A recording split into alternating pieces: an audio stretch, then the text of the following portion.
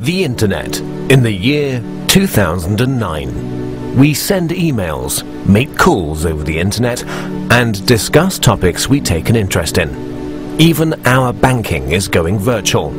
But what we take for granted today was only a vague idea 50 years ago. In order to understand how we got this far, let's go back to 1957, when everything began. Before 1957, computers only worked on one task at a time. This is called batch processing. Of course, this was quite ineffective. With computers getting bigger and bigger, they had to be stored in special cooled rooms. But then the developers couldn't work directly on the computers anymore. Specialists had to be called in to connect them.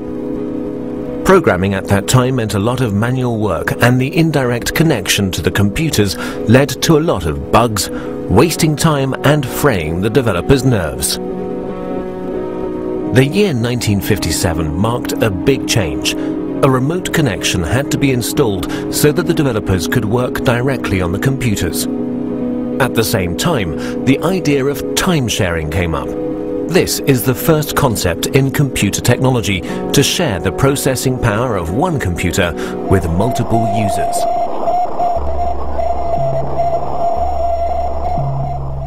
On October 4th in 1957, during the Cold War, the first unmanned satellite Sputnik 1 was sent into orbit by the Soviet Union. The fear of a missile gap emerged. In order to secure America's lead in technology, the US founded the Defense Advanced Research Project Agency in February 1958. At that time, knowledge was only transferred by people.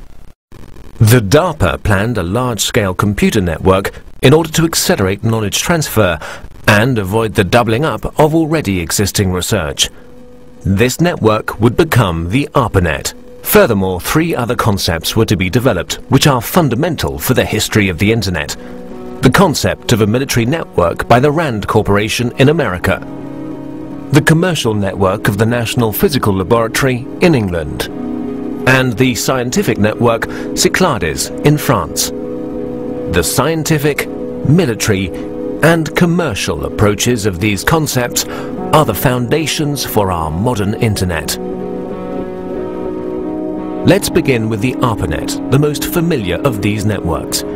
Its development began in 1966. Universities were generally quite cautious about sharing their computers. Therefore, small computers were put in front of the mainframe. This computer, the interface message processor, took over control of the network activities, while the mainframe was only in charge of the initialization of programs and data files. At the same time, the IMP also served as interface for the mainframe. Since only the IMPs were interconnected in a network, this was also called IMP subnet. For the first connections between the computers, the Network Working Group developed the Network Control Protocol. Later on, the NCP was replaced by the more efficient Transmission Control Protocol.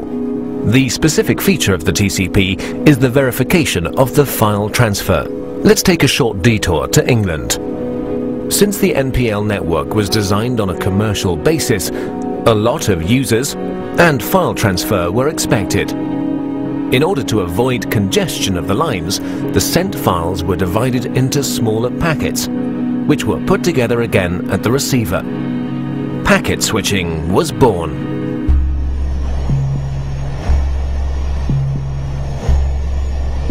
In 1962, American Ferret aircraft discovered middle and long-range missiles in Cuba, which were able to reach the United States.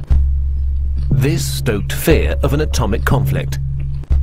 At that time, information systems had a centralized network architecture.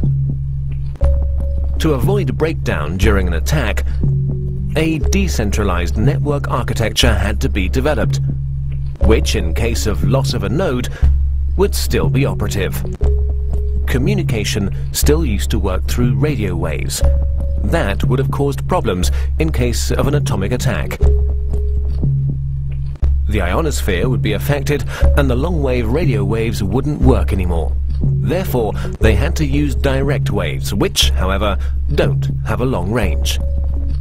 A better solution was the model of a distributed network. Thus, long distances could be covered with a minimum of interference. Another milestone followed with the development of the French network Cyclades. Since Cyclades had a far smaller budget than ARPANET, and thus also fewer nodes, the focus was laid on the communication with other networks. In this way, the term Internet was born. Moreover, Cyclades' concept went further than ARPAs and the MPLs.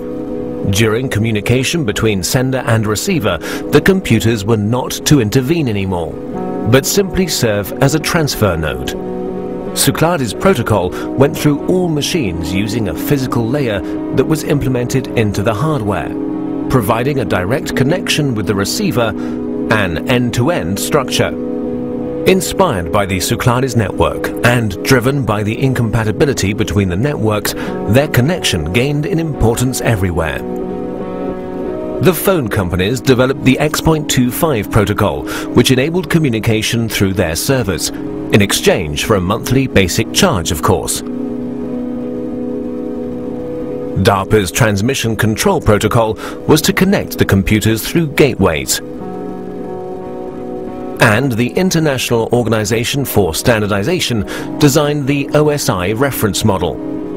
The innovation of OSI was the attempt to standardize the network from its ends, and the channel's division into separate layers. Finally, the TCP assimilated the preferences of the OSI reference model and gave way to the TCP/IP protocol, a standard which guaranteed compatibility between networks, and finally merged them, creating the Internet. By February the 28th, 1990, the ARPANET hardware was removed, but the Internet was up and running.